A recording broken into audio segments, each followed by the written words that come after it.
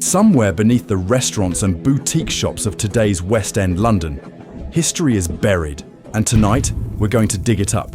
Using advanced AI techniques, we've taken old engravings and historical illustrations from the 1840s and brought them back to life for the first time in nearly 200 years. What you're going to see is one of the most shocking places that ever existed in the heart of London. A place so overcrowded, so filthy, so broken. Children grew up sleeping 6 to a room, where disease crept through the walls, where the smell alone could knock you sideways. And yet, real families called it home. This is the story of 7 Dials. And by the end of this video, you'll never look at London the same way again. To understand how 7 Dials became one of London's worst slums, you have to go back to where it started. In the early 1690s, a man named Thomas Neal, a Member of Parliament and property developer, had a grand idea. He wanted to build a fashionable new neighbourhood right in the heart of London, near Covent Garden. He laid out 7 streets meeting at a single central point, and at that centre, he placed a beautiful stone column carved with 6 sundials, one facing each street. He called it 7 Dials. His vision was something like the grand squares of Paris, respectable, elegant, a place for lawyers, merchants, and gentlemen. And for a short time, that's exactly what it was. The first residents are well-off professionals. The streets are new, the houses solid. But fashionable London moves west, and 7 Dials, sitting just on the edge of the city, gets left behind. By the 1730s, the original owner breaks up the freehold, essentially selling off pieces of the land to different buyers. The neighbourhood begins to drift. Houses get carved up into smaller and smaller lodgings. Shops crowd out the ground floors. Factories squeeze into the courts and alleys behind the main streets. The elegant homes are now tenements. By the 1840s, the era we're exploring tonight, 7 Dials has become one of the most overcrowded, disease-ridden places. Writer Charles Dickens in 1835 described what he saw. Streets and courts darting in all directions, he wrote. Lost in an unwholesome vapour hanging over the rooftops. The air itself is dirty. On one side of the junction, a crowd gathers around 2 women who've been drinking since morning and are now settling their argument with their fists.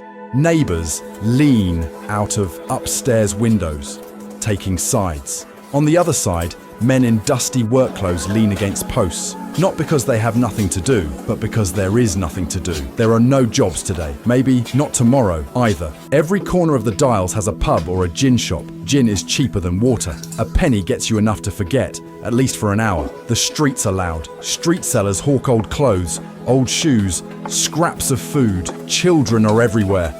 Barefoot, thin-faced, running errands, or simply running. Some of them have no home to go back to. A typical building in 7 Dials is occupied by many. A family on the ground floor, a family in each room above, often more than one family per room. The staircases are dark, the walls damp, the ceilings low. There is no running water, no drains, no toilet, just a shared bucket.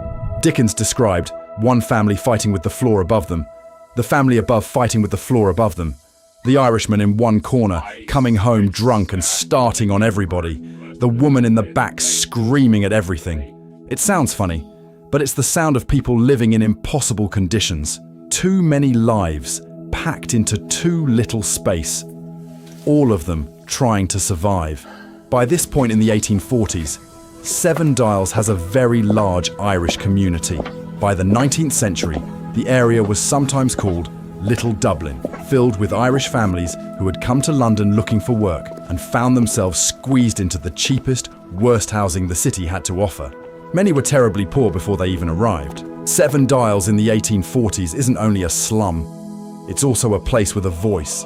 During this decade, the Chartist movement sweeps through working-class London, ordinary people demanding the right to vote, and 7 Dials becomes one of their main gathering places. Labourers, street sellers, and unemployed people fill the junction with meetings and marches. They are poor, and they are angry, and they are organising. The newly formed police force watches nervously and steps in when plans tip toward violence. Some proposed armed uprisings are thwarted before they begin. The people here have nothing, but they know that, and they know why. In the 1840s, London has no proper sewage system. Waste runs through open channels into cesspits and courtyards, or straight into the River Thames, the same river many Londoners drink from. The Dials has no clean water supply to speak of. In these conditions, cholera moves quickly.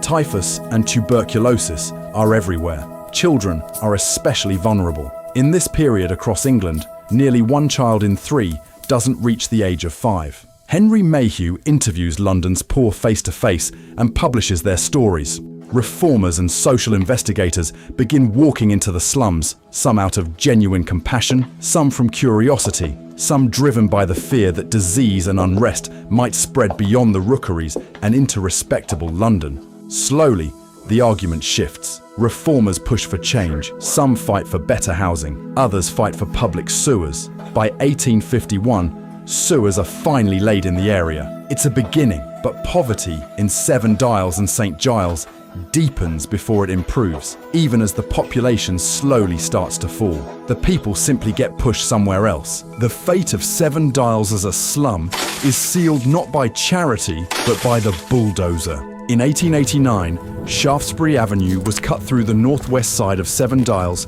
and the St Giles Rookery. The most densely packed streets are demolished. The people who live there scatter across the city, often to other slums, just like the one they left. By the 20th century, Seven Dials had changed completely.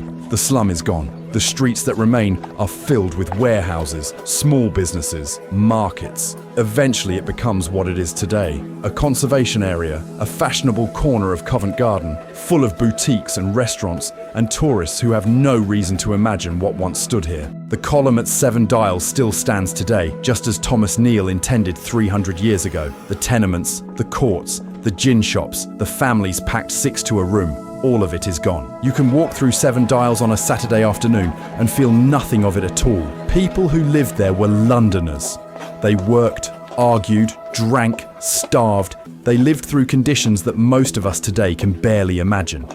Not because they were weak, but because the world they were born into gave them almost nothing to work with. History doesn't always feel proud. Sometimes it's uncomfortable, but it's honest, and it belongs to all of us. If you found this video interesting, please like and subscribe.